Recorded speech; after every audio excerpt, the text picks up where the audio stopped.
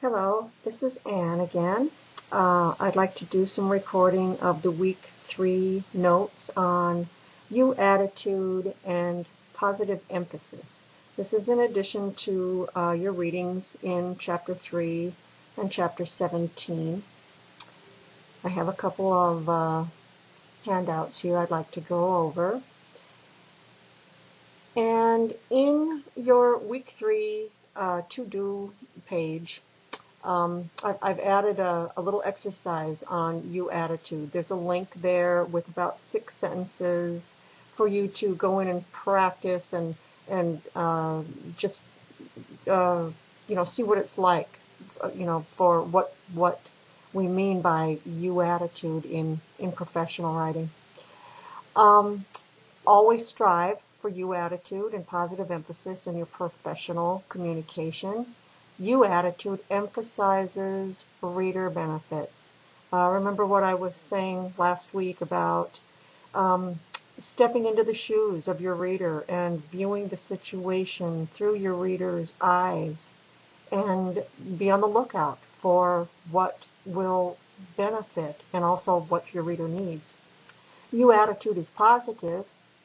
You attitude protects the reader's ego. You attitude expresses appreciation for and not annoyance with your readers. And you attitude avoids condescension by eliminating unnecessary imperatives or, by accusing or assigning blame. One part of you attitude is just finding negatives and de-emphasizing that negative and, if possible, turning it into a positive. For example, you would try to eliminate negative words like can't, won't, unable to, and just merely state that positively. Emphasize what you will do. Use words like can, will, and able to. If you just can't turn this all positive, and so much of our information is negative, so much of our communication has to deal with negative situations.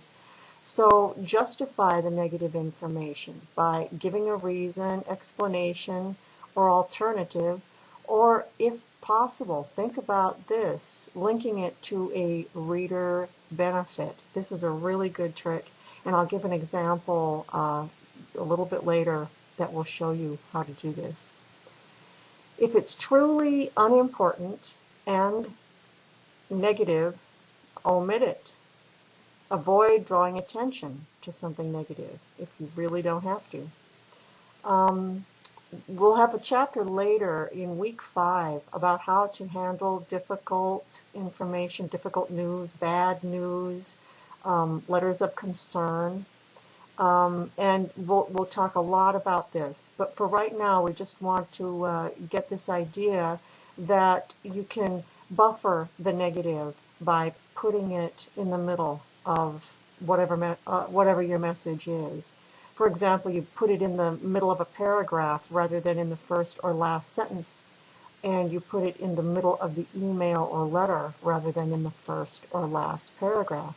Studies show that the beginnings and endings of any kind of communications, just I guess like chapters that you're reading in a book, the first and last chapter are those that people tend to remember more. How did it begin? How did it end?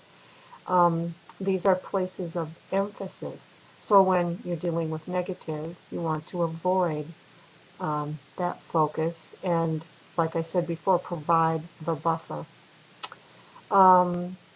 Put it in the passive voice to avoid assigning blame. Say that some event or something was done by someone rather than the direct so-and-so did this. Use an impersonal construction to avoid assigning blame. So this is sort of like the flip side of the you attitude, where you want to use the word you more often. If it's negative, it's just the opposite. You want to avoid the you. if possible. Here are some interesting expressions. Some that suggest carelessness on the part of the reader, and nobody likes to hear this. You neglected to specify. You failed to include. You overlooked in closing. All of these would be turned into the we or used more passively. There are phrases that suggest the person is lying. You claim that. You say that. You state that. It all just says, but we don't believe you. Expressions that imply that the reader is not too bright. We cannot see how we fail to understand. We are at a loss to know how this could have happened. All of it just puts doubt on a few different levels on the reader. Demanding phrases that imply coercion or pressure on the reader. You should, you must, you ought to. We must ask you to. We must insist. These are all easy to avoid. Phrases that might be interpreted as sarcastic or patronizing. No doubt, or we will thank you to, or you understand, of course. So let's just go over a few of these sentences. Rewriting these sentences for you attitude, positive emphasis, and goodwill. Here's an example. We cannot let you check out library books if you are using someone else's ID card. Here the you is prominent, and right after the we cannot let, it's just easy here to just say what can be done instead. For example, you can check out library books by presenting your current ID card. Or to check out library books, just present your ID card. If you wanted to emphasize, you could even, if it was like a problem of people using other people's, just a little italics or emphasis on your ID card would be appropriate. Here's number 2. We thank you for your patience during this period of transition for any errors which may possibly occur. Okay, here's the negative. Some errors may happen because of whatever this period of transition is, maybe remodeling or moving. But nothing bad has happened yet, right? So you could just omit this, or if not, if you really want to warn someone about the possible transition coming up, just say what will happen that's of benefit to the reader. During this period of transition, we'll handle your orders as quickly as possible. As I said, you could omit it. Okay, here's number 3. Your order has been delayed because you failed to specify the color you want. You failed. And it just doesn't really do anything for the reader. It doesn't tell the reader what to do. So here would be a good way to fix this. Your whatever item will be shipped as soon as you let us know what color you want. And then you might repeat the color choices right here.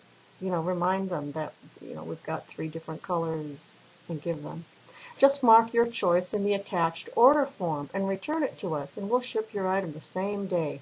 So here again, you want to tell them specifically what to do. Mark your choice. You want to provide the attached order form right there, have it easy at their disposal, and everything's taken care of in just a few minutes.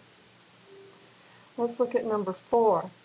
Unfortunately, I'll be out of town the day you visit here and won't be able to meet with you, but I hope I won't miss seeing you next month. The negative, can't be avoided. You're just not there the day this person's coming. But think of what you would want to give to the person if you were in those shoes.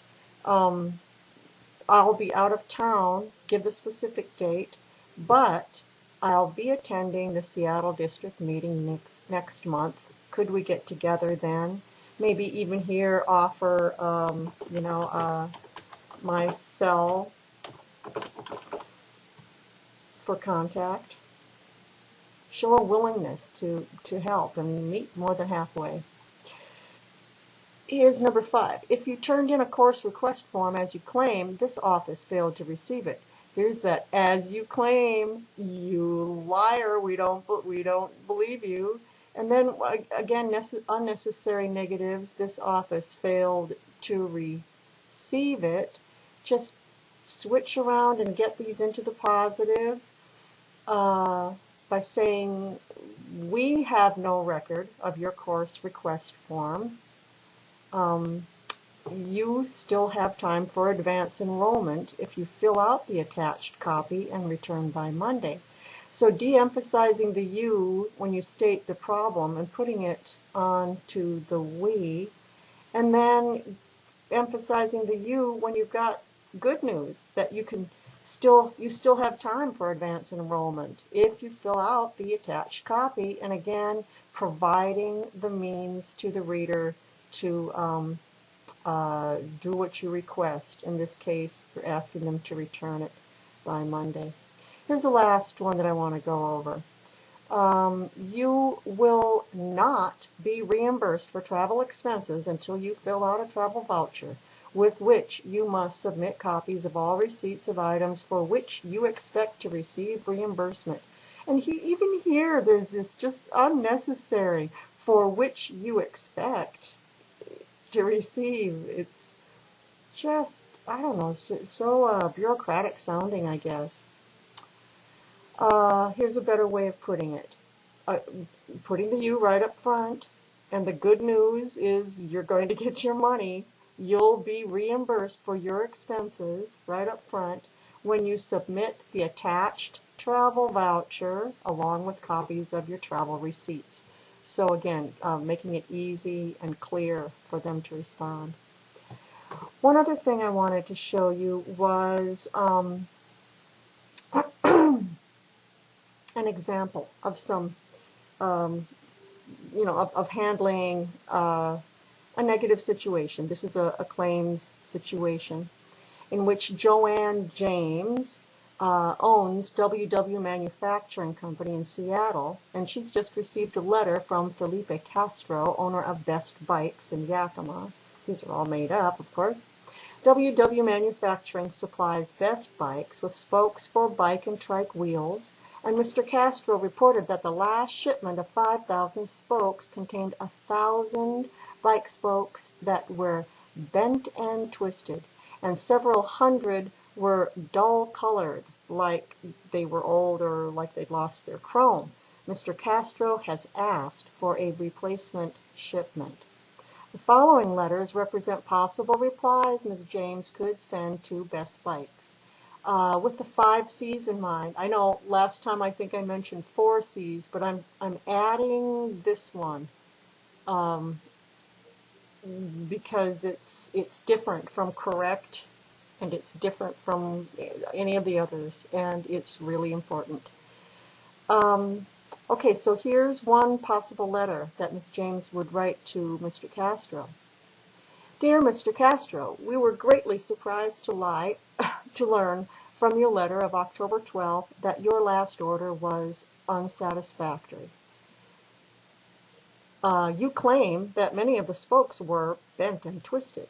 If this is true, we are at a loss to understand how such damage could have occurred because all of our merchandise is carefully inspected before it is shipped. You also state that several hundred of the spokes show evidence of having been in our stockroom for a long period of time because they've lost all their chrome. We cannot understand this because the bike spokes sent to you were manufactured only 1 month ago. Since you have been a good customer of ours, however, we are willing to take back the spokes, which you claim are bent and twisted, and to replace them. We hope this will be satisfactory. Okay, remember all those expressions? This is full of them. We were greatly surprised. You claim that. If this is true, oh my goodness, we are at a loss to understand. You must not be very bright, or you must be lying. How such damage could have occurred. You also state that, kind of legal terms almost, I mean, a tone. Several hundred other spokes. Let's see. Again, we cannot understand. You must be lying or wrong. Uh, and here's this. I love this. Since you have been a good customer of ours, however, we are willing to take back. Since you've been a good customer of ours, it's sort of like, can't you almost hear a parental tone here? You know, like, um, you, my child, you've done wrong, but since you're usually a very good child, I'll let you, whatever the situation is. It's just a condescending tone here. Um, okay, so let's go on to the next one, and this one fixes a lot of those problems that I just showed you. Dear Mr. Castro, your 5,000 replacement spokes are on their way. You should have them by Thursday or Friday at the latest. So here's the good news. Right up front, emphasis on the you, the your is the first word, and this is the information that Mr. Castro wants. This is what he requested, and now he is going to get just what he asked for, and by when. And then comes just a fairly clear reason. Evidently, some of the spokes we used to test for strength and durability got mixed in with your order. After testing, after testing, the spokes normally get melted down and recast. It might interest you to know that it takes 700 pounds of pressure to twist and bend a WW spoke like those you accidentally received. These tests assure our customers of the highest quality spokes for all your bike needs. Do you remember back on that first page where I said I'd give you an example of how you can actually turn the reason into a reader benefit? This is a really good example of that. And it is kind of interesting. It's like, Mr. Castor might have a handful of these spokes and say in his hand and say, what happened to these anyway? And the reason turns out to be something that's going to benefit him and make him feel secure in your product for him. In this final, of course, we'd rather recycle, no pun intended, the twisted spokes than send them to our customers. So I will have our man pick up the defective spokes on Monday. Again, putting yourself into the shoes of the reader and trying to deal with whatever problems the reader's going to have to face because of your transaction with him. Okay, so these are just some examples of you attitude and positive emphasis. And I'll be looking for those particularly when you write the week 3 assignment business letter on a claim like this or inquiry or any number of topics and situations that you can make up for yourself. Let me know if you have any questions.